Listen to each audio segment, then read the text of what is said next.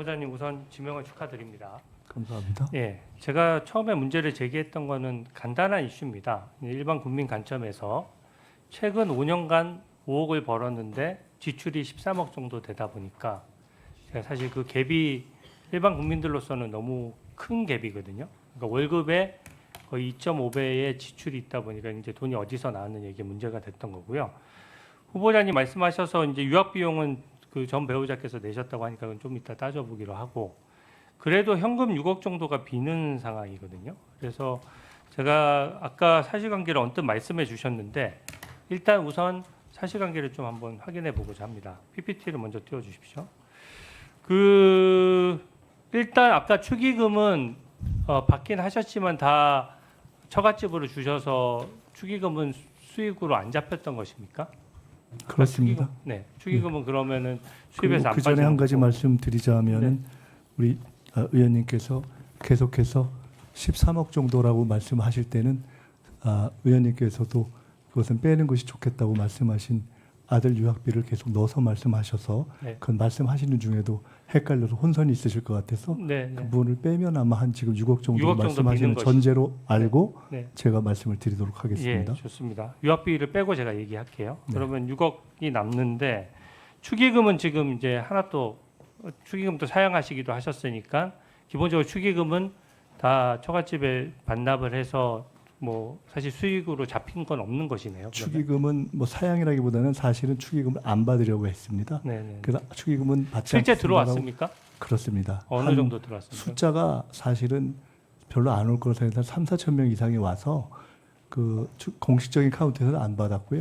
그렇지만 개인적인 가까운 지인들이 이렇게 축의금 봉투를 주고 한 곳으로 해서 제가 볼 때는 그래도 제법 들어왔던 것 같습니다. 제법. 포함해서 근 1억 보통 정도. 일반 국민들도 축의금을 하게 되면은 뭐 다음에 다시 축의를 하기 위해서 대충은 금액을 네, 그래서 근 알아두잖아요. 1억 정도가 되는데 1억 정도 됐습니다. 네, 그때가 이제 국회의원 다시 되기 전이고 나이가 제가 재혼이어서 그때 나이가 거의 뭐 재혼됐죠. 그런데 네, 그것을 좋습니다. 그 예, 정도 그것을 하고요. 그냥 장모님한테 드렸습니다. 아까 말씀하셨던 게 조의금 1억 5천만 원, 또 출판 기념회 각각 한 번에 1억 5천만 원 정도씩 모였던 것으로 기억한다 이렇게 말씀하셨는데 그건 맞습니까? 조금 더 정확히 말씀드리자면은 부의금이 한 1억 6천 정도 되는 것 같고요. 네, 그건 정확한 겁니까? 어쨌든 확인이 가능한 겁니까? 그때- 그것은 뭐 저희가 대략 그때 얼마 정도 됐든 하고 이렇게 뭐 메모 정도 해놓은 수준에 네. 뭐 지나가는 거여서 누구나 다 그거를 뭐 축의금 조의금은 온 국민이 어디다가 신고할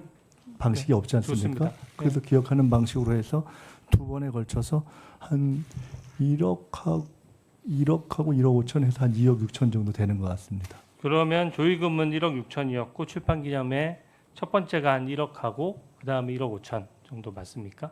첫 번째인지 두 번째인지 하여간 그 둘 중에 한 번이 한 번이 1억 5천 정도 되고 그 다음에 1억 정도 되는 것 같습니다. 네, 그러면은 그걸 합치니까 이제 4억 1천만 원 정도 되고 네. 아까 제가 지금 기존의 언론의 입장에서 나왔던 것보다 새로운 내용이 나와서 좀 확인해야 되겠는데요. 처갓집 그 장모님으로부터 배우자가 또 돈을 받은 게 아까 언뜻 말씀하셨는데 2억 원 정도 더 있다라고 말씀하셨어요. 그러니까 아까 축의금을 사실 이게 참 묘한데요. 솔직히 말씀드리면 축의금을 그냥 다 장모님한테 드린 거 아닙니까? 근데 나중에 보니까 제가 아시다시피 추징금 내고 이러면서 저희 아내는 생활을 하면서 생활비에 굉장히 어려움을 겪었고 그래서 생활비로 한 뭐 혹은 뭐 200, 300 이런 식으로 쭉 이렇게 받은 것이 제법 되는 것 같은데 그래서 그 축의금을 그냥 여기서 갔습니다만 그건 상관없이 드린 거니까 거의 다 포함하면 그렇게 해서 받은 게 2억 이상이 되는 것 같습니다. 2억 이상 된다고? 네. 그러면 2억을 그럼 처갓집 장모님으로부터 그 배우자한테로 온 것인데 네. 뭐 계좌로 송금이 됐습니까? 아니면 뭐 생활비를 일정액을 준 겁니까? 아니면 제가 현금으로 준 저희가 겁니까? 뭐 사실 제가 생활에 대해서 자세히 모르니까 네. 이번 과정에서 아내가 확인 또 얘기도 해주고 등등 보니까 그 중에 상당 부분은 계좌로 받은 것도 있고요. 또 그냥 그때그때 현금으로 받은 것도 있고 그런 것 같습니다. 그때 현금으로 받은 규모는 얼마나 되죠? 현금으로 받은 게 한 얼마인가요? 제가 정확히 모르겠는데 네, 오해 좀 확인해 주십시오. 네, 통장으로 받은 게 최소한 반 이상 되는 것 같습니다. 네. 보니까 이게 지금 말씀하셨던 내용들이 조금씩 바뀌고 있는 것이 저는 처음에 네, 이 바뀌지는 액수가 않았습니다. 나왔을 때 기자분들이 질문을 했을 때는 분명히 부의금하고 강연료 등 기타 소득이 있었다 정도로 말씀하셨고 네.